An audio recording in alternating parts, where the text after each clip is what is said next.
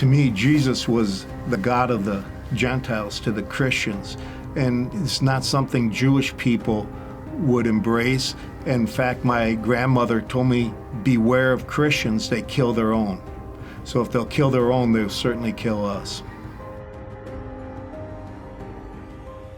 When I was growing up, my father was like a god to me. I wanted to be just like him. But we weren't getting along for a while, and on this day we got in a bad argument, and I remember screaming at him and running out of the house. I was so angry.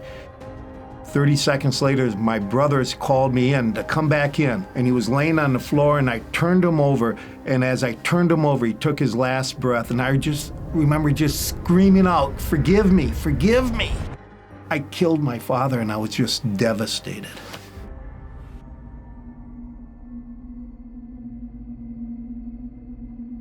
It was a Saturday, so we had to wait until Shabbat broke to go talk to the rabbi. And he chastised us because we were secular and we never really did anything. And he said, now that he dies, you want to become Jews? He had no compassion on us, and I was still hurting and feeling the pain that I thought I killed my father. I just blurted out the words, I damned him and the God he served. And I went storming out, and I said, I want nothing more to do with this.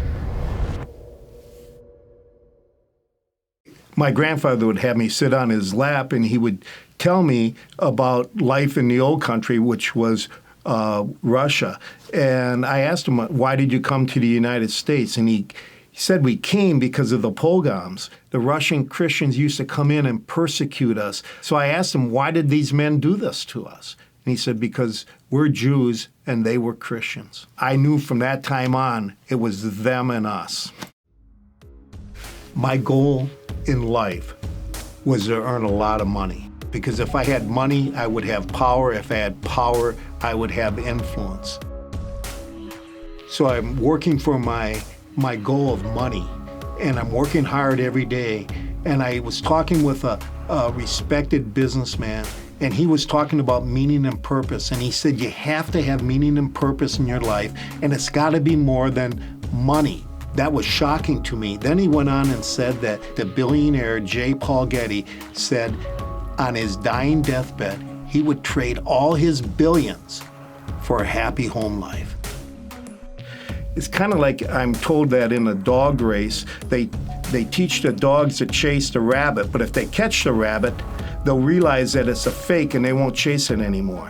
And that's what happened to me with my goal. I got punched in the stomach, and I couldn't chase that anymore. During this time, my college roommate and my best friend found a newfound faith in Jesus. I just wanted to choke him. I was so frustrated with him. He was a successful businessman. In college, he was the first All-American hockey player we ever had at our college. He broke everything I thought about a Christian. He wasn't weak. He wasn't a loser. Then to complicate my life even more, my wife joins a Bible study. She's now going to become a Bible-thumping fanatic. I didn't want to raise our children in the Christian faith because it was the faith of the enemy. So I went out to a bookstore and I bought a Bible. I said, I got to look at this for myself. In the first sentence of Matthew, it says, this is the genealogy of Jesus the Messiah, the son of David and the son of Abraham. To me, that was shocking. This was a Jewish book. It was like the words came into my head and they just kind of resonated around my brain. So I started reading the Gospels. That's the first 4 books of the New Testament. And I read them once, then I read them again, then I read them again. I ended up reading them over 50 times. I started falling in love with Jesus because he had everything that I wanted.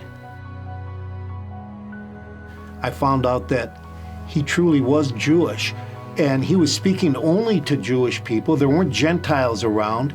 He was serving them and loving them, even those who wanted to do him harm, even those who were trying to get rid of him, he loved. And he loved the Jews so much that he ended up giving his life up for them.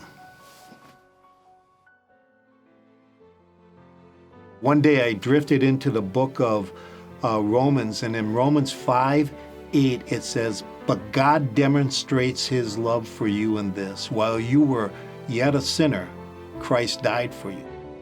When I read those words, it really kind of transposed in my mind, and it says, Thom, God demonstrated his love for you in this, while you were still not performing up to expectation. Messiah died for you. That hurt and that pain that I had over my father dying in my arms after the argument, I finally was able to put that to rest, and there was some real peace there. I guess for the first time, when you're forgiven, you're set free so that you can embrace the peace that God wants us all to have.